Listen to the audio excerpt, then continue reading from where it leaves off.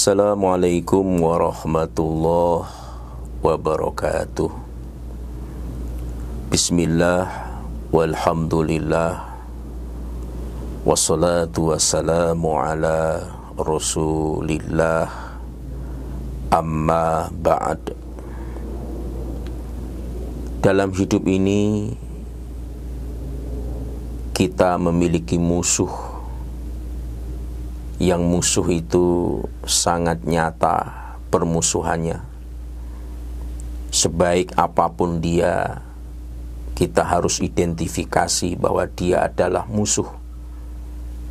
Jangan dijadikan teman, jangan dijadikan kawan, apalagi diajak kerjasama. Siapa musuh kita tersebut?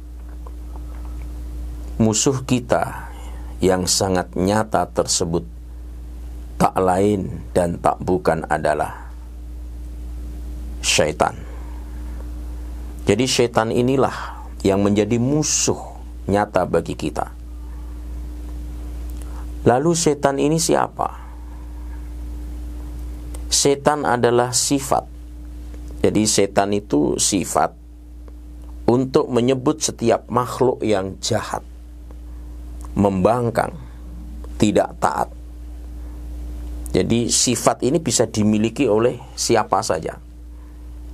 Sehingga di dalam Quran sifat ini bisa dimiliki oleh manusia, juga bisa dimiliki oleh bangsa jin.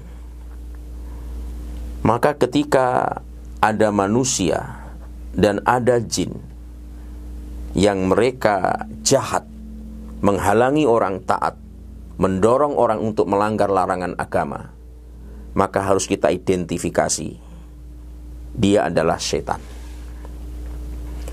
Al-Quran surah Al-An'am ayat 112 mengatakan, wa kadzalika ja'alna likulli nabiyyin aduwa syayatinal ins wal jin.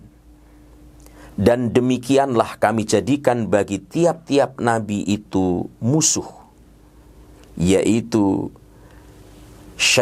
setan dari jenis manusia dan setan dari jenis jin. Jadi setan itu sifat, bisa dimiliki oleh manusia, bisa dimiliki oleh bangsa jin. Sepanjang dia jahat, menghalangi kita taat kepada Allah, mendorong kita untuk melanggar larangannya, maka kita harus identifikasi ini adalah setan.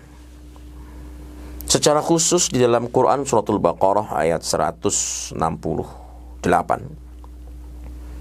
Allah Subhanahu wa taala berfirman, ya ayyuhan nas kulu mimma fil ardi halalan thayyiba wa la tattabi'u khutuwati syaitan innahu lakum aduwwum mubin. Wahai manusia, makanlah makanan yang halal dan baik yang terdapat di bumi Allah ini, dan janganlah kamu mengikuti langkah-langkah setan, karena sesungguhnya setan itu adalah musuh yang nyata. Jadi musuh nyata dalam hidup kita ini adalah setan. Dia pembenci kebahagiaan kita. Jadi kalau kita bahagia dalam taat, dia sangat benci. Dia sangat benci ketika kita berada dalam kebahagiaan. Tapi dia gembira kalau melihat kita sengsara. Kita berada dalam kemaksiatan. Kita berada dalam kemalasan. Kita berada dalam pelanggaran. Dia sangat gembira. Jadi setan itu gembira kalau kita sengsara, gembira kalau kita sengsara, dan dia susah kalau kita bahagia. Maka ini harus kita identifikasi, ini adalah musuh kita. Bentuk-bentuk tipu daya setan itu beragam, karena setan itu menyesatkan manusia. Jadi membuat kita menjadi tersesat, menyelewengkan agama, mengeluarkan manusia dari fitrahnya, menghancurkan akidah. Manusia fitrahnya nikah dengan seorang wanita, maka dikeluarkan fitrah ini, dia menikah dengan sesama jenis. dia menikah dengan binatang, naudzubillahi min zalik. Senang setan seperti itu. Jadi itulah bentuk-bentuk tipu daya setan yang sangat banyak dalam kehidupan kita. Dan kita harus ada di mindset kita, setan itu adalah musuh yang nyata bagi kita. Sayyid Sabiq dalam bukunya Al-Aqaid Al-Islamiyah, upaya-upaya setan, yang pertama diterangkan oleh beliau, memecah belah dan mencerai-beraikan. Jadi tidak senang kalau kita bersatu padu, kalau kita bahagia dalam kebersamaan meskipun berbeda, dia nggak senang. Maka dia menghasut, memecah belah, mencerai-beraikan, bahkan dalam kehidupan rumah tangga yang harmonis. Dan setan ini senantiasa mengajak kemusyrikan, untuk menduakan. Di samping satu sisi kita punya Allah, di sisi lain kita punya Tuhan lain selain dia. Dia mengajak seperti itu, menghalalkan yang haram, mengharamkan yang halal. Dan yang tidak kalah dahsyatnya tipu dayanya, memandang baik keburukan dan memandang buruk ketaatan. Jadi kalau orang baca Quran itu dipandang buruk, tapi kalau orang berdugem, berkaraoke, ria, berjam-jam, itu dianggap baik. Begitulah setan. Setan itu dengan tipu dayanya membuat kita memandang baik sesuatu yang buruk di mata Allah, dan memandang buruk sesuatu yang baik di mata Allah Subhanahu wa ta'ala. Itulah sehingga di dalam Quran surah An-Nahl ayat 63, Allah Subhanahu wa ta'ala berfirman, "Tallah laqad arsalna ila umami min qablik." Demi Allah, kami sungguh telah mengutus rasul-rasul kepada umat sebelum kamu. Jadi sebelum Nabi Muhammad, Allah sudah mengutus rasul-rasul. Fazayyana lahumus syaitanu a'malahum. Tetapi setan selalu menampakkan amal buruk mereka sebagai sesuatu yang indah. Jadi kaum-kaum sebelum kita, sebelum Nabi Muhammad, setan itu proyeknya adalah menampakkan amal buruk kelihatan baik di mata kaum-kaum yang dahulu. Fahuwa waliyuhumul yaum. Di dunia setan itu adalah pemimpin mereka. Walahum adzabun alim. Dan mereka akan menerima azab yang sangat pedih. Begitulah yang terjadi kepada kaum Nabi Nuh alaihissalam, yang akhirnya ditenggelamkan dengan banjir. Begitu juga yang terjadi pada kaum Nabi Saleh. Begitu juga yang terjadi pada kaum Nabi Lut. Memandang baik berpasangan laki-laki dengan laki-laki, wanita dengan wanita, akhirnya diazab oleh Allah. Begitu juga dengan Fir'aun dan bala tentaranya. Ini semua adalah pelajaran bagi kita semua. Setelah kita bisa mengidentifikasi bahwa setan itu adalah musuh yang nyata bagi kita, lalu apa solusinya? Salah satu rahmat Allah Subhanahu wa ta'ala dari sekian banyak rahmat Allah, Allah menyediakan senjata, Allah menyediakan benteng, menyediakan perisai untuk menangkal gangguan setan itu. Pemberian senjata ini merupakan rahmat dari Allah Subhanahu wa ta'ala. Yang pertama adalah memohon perlindungan.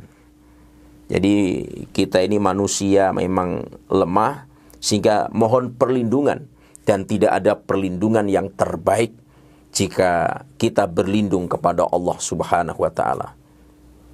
Itulah sebabnya para pemirsa harus menghafal doa berlindung dari setan yang terdapat dalam Quran surah Al-Mu'minun ayat 97 dan 98. Kalau kita merasakan dia hadir, maka kita memohon dengan membaca doa ini. Doa ini mestinya dihafal oleh kita semua. Rabbi a'udzubika min hamazatis syayatin wa a'udzubika rabbi ayyahdurun. Jadi sangat pendek. Ya Rabbku, ya Tuhanku, aku berlindung kepadamu dari bisikan-bisikan setan dan aku berlindung kepadamu ya Rabb dari kedatangan mereka. Quran Surah Al-Mu'minun ayat 77, ayat 97 dan 98. Ingat, 97 dan 98. Sangat pendek, mudah dihafal. Sehingga ketika kita merasakan ada, wah ini ada gangguan ini, kita memohon, Rabbi a'udzubika min hamazati syayatin wa a'udzubika Rabbi ayyahdurun. Mohon perlindungan. Begitu juga ketika kita memasuki pagi dan di waktu petang, mohon perlindungan kepada Allah. Makanya ada doa yang dianjurkan untuk selalu kita wiridkan, kita baca setiap pagi petang, yaitu doa-doa al-ma'thurat. Salah satunya adalah memohon perlindungan kepada Allah dari datangnya setan itu. Yang ketiga, memohon perlindungan kapan? Ketika kita punya keinginan yang menggebu-gebu.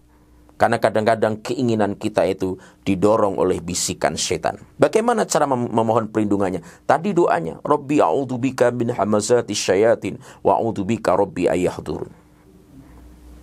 Abdul Hamid Kish dalam bukunya Alam al-Jin wa Asyayatin mengatakan, memohon perlindungan laksana pedang di tangan pejuang.